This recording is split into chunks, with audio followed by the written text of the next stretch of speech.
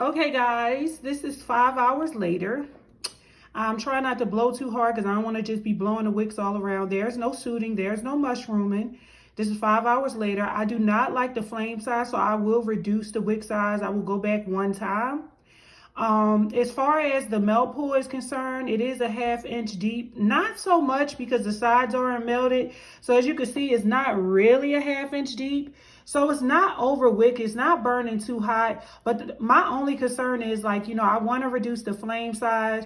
Now, when it comes down to like grabbing a jar, like, seeing if it's hot, it's not really hot to the touch either.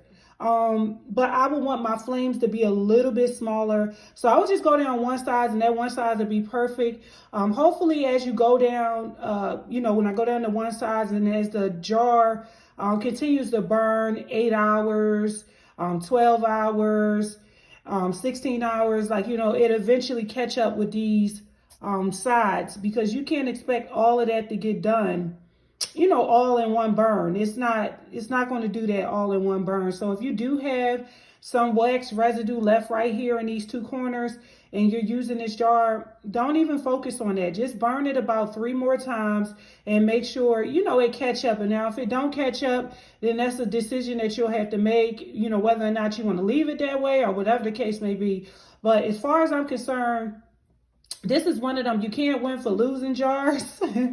You just got to go with the flow. If I wanted to keep these size wicks right here, it's definitely not hot to the touch. Like I can carry it around. It's not too hot.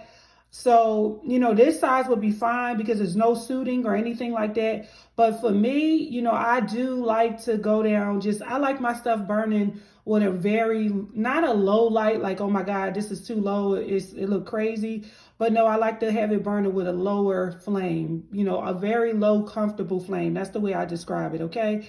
All right, so that's the testing, guys. If you are coming to the soy class, which is already posted on my website, you will see in the description box, there will be 2 links. One of them will be for the Parasoy, one will be for the soy. We will be using this jar. We will be using these jars, and this one I perfectly wicked yesterday. I've been perfectly wicked, but I did a burn test on live yesterday.